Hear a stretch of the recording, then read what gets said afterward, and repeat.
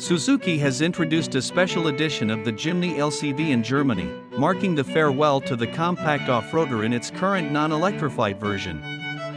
The Suzuki Jimny Horizon, limited to just 900 units, comes with a distinctive body kit and a comprehensive accessories package. The Horizon Edition differentiates itself from the standard Jimny with a retro-inspired grille featuring Suzuki lettering, an aluminum-style skid plate on the bumper, matching side skirts, and a Suzuki-branded spare wheel cover.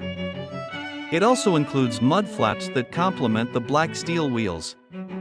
The 900 units of the Suzuki Jimny Horizon are now available at select Suzuki dealerships in Germany, priced at €32,340. This upgrade aims to meet stringent European emission regulations and enable its availability as a passenger vehicle with rear seats. Furthermore, Suzuki has announced that a fully electric version of the Jimny is in development and is expected to launch before 2030.